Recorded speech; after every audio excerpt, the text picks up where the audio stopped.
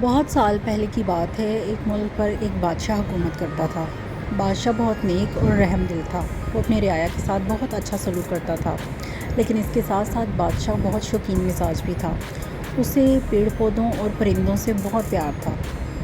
کچھ دن گزرنے کے بعد اس کے قریبی دوست نے اسے ایک تحفہ بھیجا۔ یہ تحفہ کوئی عام تحفہ نہیں تھا، یہ بہت ہی قیمتی اور نایاب نسل کے 2 باز تھے۔ بادشاہ نے جب اپنے تحفے کو دیکھا، ان پرندوں کو دیکھا، تو وہ انہیں دیکھ کر حیران رہ گیا۔ اس نے اپنی زندگی میں اتنے خوبصورت اور نایاب قسم کے باز کبھی نہیں دیکھے تھے۔ وہ بہت خوش ہوا۔ اس نے اسی وقت محل کے سب سے قابل اور ماہر پرندوں کے ٹرینر کو بلایا اور اسے حکم دیا کہ جتنی جلدی ہو سکے ان دونوں بازوں کو ٹرین کرو، ہر طرح کی کلا بازی اور اڑان بھرنے کے لیے ان کو تیار کرو۔ ٹرینر نے بادشاہ کے حکم کی تعمیل کی۔ کچھ وقت گزرنے کے بعد وہ بادشاہ کی خدمت میں حاضر ہوا۔ بادشاہ نے اس سے ان بازوں کے بارے میں پوچھا تو ٹرینر نے کہا کہ بادشاہ سلامت، میں نے ہر طرح کی کوشش کر لی ہے۔ ان میں سے ایک باز تو مکمل طور پر ماہر ہو گیا ہے ہر طرح کی کلا بازی کے لیے، لیکن ایک باز اپنی جگہ سے ہلتا ہی نہیں، وہ اپنی جگہ سے ٹس سے مس نہیں ہوتا۔ میں نے پوری کوشش کی ہے لیکن وہ کسی قسم کی حرکت نہیں کرتا۔ بادشاہ یہ سن کر بہت پریشان ہوا۔ اس نے کہا کہ کچھ بھی کرو، اپنے ملک کا چپا چپا چھان مارو، کوئی ایسا شخص تلاش کرو جو پرندوں کی بولی سمجھتا ہو اور ان کے بارے میں کوئی معلومات دے سکتا ہو تاکہ وہ اس کو ٹرین کرے۔ بادشاہ کے حکم کے مطابق پورے ملک میں ایسے شخص کی تلاش شروع کر دی گئی جو پرندوں کے بارے میں معلومات رکھتا ہو۔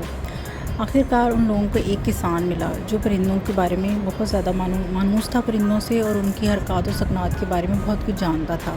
اسے محل میں لایا گیا اور اسے بتایا گیا کہ یہ باز اپنی جگہ سے ہلتا بھی نہیں اور کوئی حرکت نہیں کرتا۔ کسان نے بڑے غور سے باز کو دیکھا اور صرف اتنا کہا کہ میں کوشش کرتا ہوں۔ اس سے اگلے دن جب بادشاہ اس باز کے پاس اور کسان کے پاس آیا تو وہ یہ دیکھ کر حیران رہ گیا کہ باز ہوا میں اڑ رہا تھا اور آسمان پر مکمل طور پہ خوبصورتی کے ساتھ کلا بازی لگا رہا تھا۔ بادشاہ نے اس کسان سے پوچھا کہ تم نے آخر ایسا کیا کیا؟ تو کسان نے جواب دیا کہ یہ جس شاخ پر بیٹھا ہوا تھا میں نے اس شاخ کو کاٹ دیا۔ تو دوستو، غور کرنے کی بات ہے، ہم اور آپ کہیں ایسی شاخ پر تو نہیں بیٹھے ہوئے جس نے ہمیں نیچے سے باندھ رکھا ہو اور ہماری پرواز کی راہ میں رکاوٹ ہو۔ وہ شاخ ہمارا کمفرٹ زون بن جاتی ہے۔ ہمیں اپنے آپ کو پہچاننا چاہیے، اٹھنا چاہیے، جاگنا چاہیے اور اپنے راستے تلاش کرنے چاہیے۔ جو سہارے ہمیں کمزور کر رہے ہوتے ہیں انہیں چھوڑ دینا ہی بہتر ہوتا ہے۔